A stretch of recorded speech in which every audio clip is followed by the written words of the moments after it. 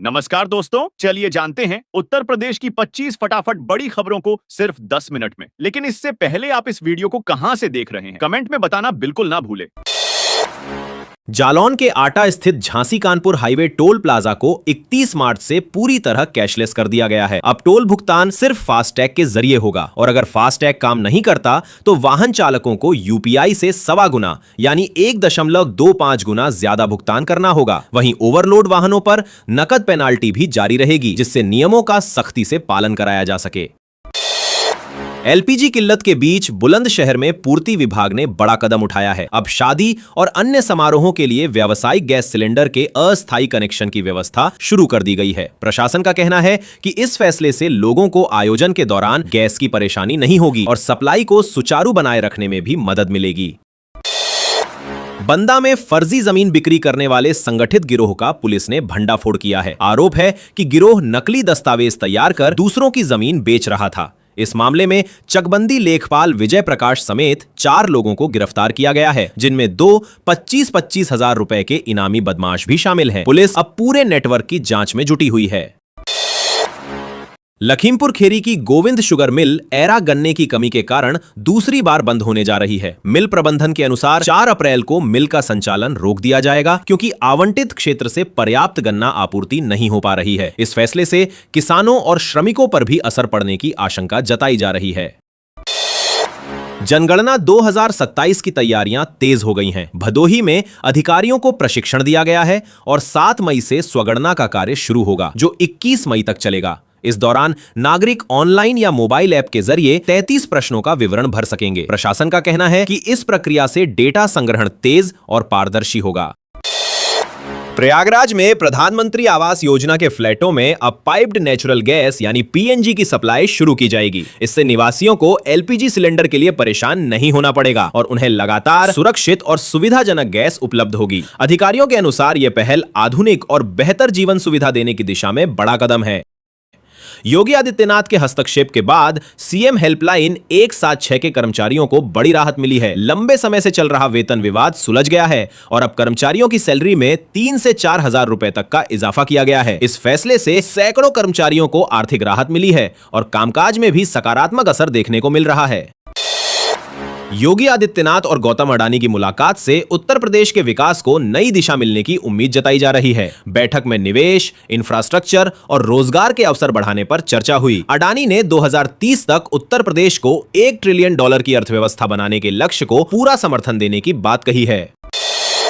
मऊ के खैराबाद विद्युत उपकेंद्र में लापरवाही का बड़ा मामला सामने आया है, जहां सरकारी स्टोर रूम में बैठकर शराब पीने और उपभोक्ताओं से पैसे लेने का वीडियो वायरल हो गया। वीडियो सामने आने के बाद विभाग ने सख्त कार्रवाई करते हुए अवर अभियंता समेत 2 टेक्नीशियनों को निलंबित कर दिया है और मामले की जांच जारी है। जालौन के आटा स्थित Jhansi Kanpur highway toll plaza को 31 मार्च से पूरी तरह कैशलेस कर दिया गया है। अब टोल भुगतान सिर्फ फास्टैग के जरिए होगा और अगर फास्टैग काम नहीं करता तो वाहन चालकों को यूपीआई से 1.25 गुना यानी 1.25 गुना ज्यादा भुगतान करना होगा। वहीं ओवरलोड वाहनों पर नकद पेनाल्टी भी जारी रहेगी, जिससे नियमों का सख्ती से पालन कराया जा सके। एलपीजी किल्लत के बीच बुलंदशहर में पूर्ति विभाग ने बड़ा कदम उठाया है। अब शादी और अन्य समारोहों के लिए व्यावसायिक गैस सिलेंडर के अस्थायी कनेक्शन की व्यवस्था शुरू कर दी गई है। प्रशासन का कहना है कि इस फैसले से लोगों को आयोजन के दौरान गैस की परेशानी नहीं होगी और सप्लाई को सुचारू बनाए रखने में भी मदद मिलेगी। बंदा में फर्जी जमीन बिक्री करने वाले संगठित गिरोह का पुलिस ने भंडाफोड़ किया है। आरोप है कि गिरोह नकली दस्तावेज तैयार कर दूसरों की जमीन बेच रहा था। इस मामले में चकबंदी लेखपाल विजय प्रकाश समेत 4 लोगों को गिरफ्तार किया गया है, जिनमें 2 25-25 हजार रुपए के इनामी बदमाश भी शामिल हैं। पुलिस अब पूरे नेटवर्क की जांच में जुटी हुई है। लखीमपुर खेरी की गोविंद शुगर मिल एरा गन्ने की कमी के कारण दूसरी बार बंद होने जा रही है। मिल प्रबंधन के अनुसार 4 अप्रैल को मिल का संचालन रोक दिया जाएगा, क्योंकि आवंटित क्षेत्र से पर्याप्त गन्ना आपूर्ति नहीं हो पा रही है। इस फैसले से किसानों और श्रमिकों पर भी असर पड़ने की आशंका जताई जा रही है। जनगणना 2027 की तैयारियां तेज हो गई हैं। भदोही में अधिकारियों को प्रशिक्षण दिया गया है और 7 मई से स्वगणना का कार्य शुरू होगा, जो 21 मई तक चलेगा। इस दौरान नागरिक ऑनलाइन या मोबाइल ऐप के जरिए 33 प्रश्नों का विवरण भर सकेंगे। प्रशासन का कहना है कि इस प्रक्रिया से डेटा संग्रहण तेज और पारदर्शी होगा। प्रयागराज में प्रधानमंत्री आवास योजना के फ्लैटों में अब पाइप्ड नेचुरल गैस यानी पीएनजी की सप्लाई शुरू की जाएगी। इससे निवासियों को एलपीजी सिलेंडर के लिए परेशान नहीं होना पड़ेगा और उन्हें लगातार सुरक्षित और सुविधाजनक गैस उपलब्ध होगी। अधिकारियों के अनुसार यह पहल आधुनिक और बेहतर जीवन सुविधा देने की दिशा में बड़ा कदम है। योगी आदित्यनाथ के हस्तक्षेप के बाद सीएम हेल्पलाइन 176 के कर्मचारियों को बड़ी राहत मिली है। लंबे समय से चल रहा वेतन विवाद सुलझ गया है और अब कर्मचारियों की सैलरी में 3 से 4 हजार रुपए तक का इजाफा किया गया है। इस फैसले से सैकड़ों कर्मचारियों को आर्थिक राहत मिली है और कामकाज में भी सकारात्मक असर देखने को मिल रहा है।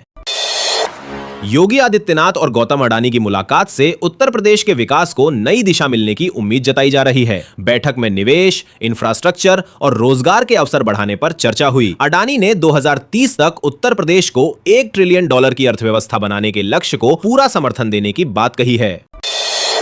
मऊ के खैराबाद विद्युत उपकेंद्र में लापरवाही का बड़ा मामला सामने आया है, जहां सरकारी स्टोर रूम में बैठकर शराब पीने और उपभोक्ताओं से पैसे लेने का वीडियो वायरल हो गया। वीडियो सामने आने के बाद विभाग ने सख्त कार्रवाई करते हुए अवर अभियंता समेत 2 टेक्नीशियनों को निलंबित कर दिया है और मामले की जांच जारी है।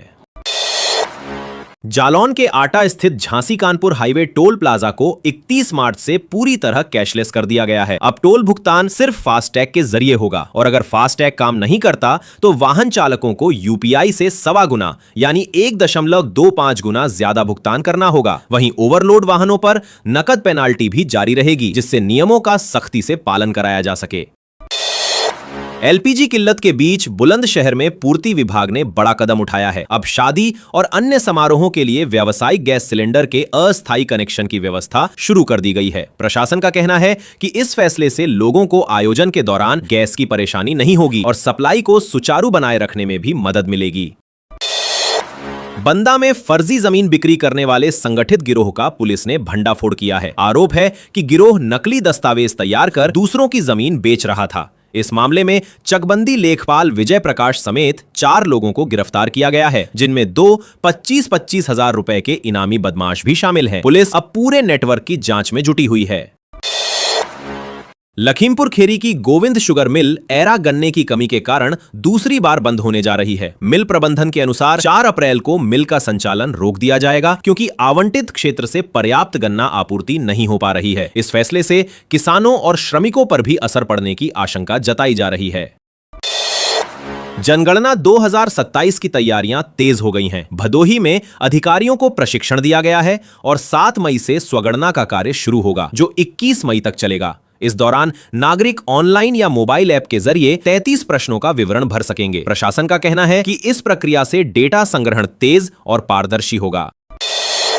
प्रयागराज में प्रधानमंत्री आवास योजना के फ्लैटों में अब पाइप्ड नेचुरल गैस यानी पीएनजी की सप्लाई शुरू की जाएगी। इससे निवासियों को एलपीजी सिलेंडर के लिए परेशान नहीं होना पड़ेगा और उन्हें लगातार सुरक्षित और सुविधाजनक गैस उपलब्ध होगी। अधिकारियों के अनुसार यह पहल आधुनिक और बेहतर जीवन सुविधा देने की दिशा में बड़ा कदम है। योगी आदित्यनाथ के हस्तक्षेप के बाद सीएम हेल्पलाइन 176 के कर्मचारियों को बड़ी राहत मिली है। लंबे समय से चल रहा वेतन विवाद सुलझ गया है और अब कर्मचारियों की सैलरी में 3 से 4 हजार रुपए तक का इजाफा किया गया है। इस फैसले से सैकड़ों कर्मचारियों को आर्थिक राहत मिली है और कामकाज में भी सकारात्मक असर देखने को मिल रहा है। योगी आदित्यनाथ और गौतम अडानी की मुलाकात से उत्तर प्रदेश के विकास को नई दिशा मिलने की उम्मीद जताई जा रही है। बैठक में निवेश, इंफ्रास्ट्रक्चर और रोजगार के अवसर बढ़ाने पर चर्चा हुई। अडानी ने 2030 तक उत्तर प्रदेश को $1 ट्रिलियन की अर्थव्यवस्था बनाने के लक्ष्य को पूरा समर्थन देने की बात कही है। मऊ के खैराबाद विद्युत उपकेंद्र में लापरवाही का बड़ा मामला सामने आया है, जहां सरकारी स्टोर रूम में बैठकर शराब पीने और उपभोक्ताओं से पैसे लेने का वीडियो वायरल हो गया। वीडियो सामने आने के बाद विभाग ने सख्त कार्रवाई करते हुए अवर अभियंता समेत 2 टेक्नीशियनों को निलंबित कर दिया है और मामले की जांच जारी है।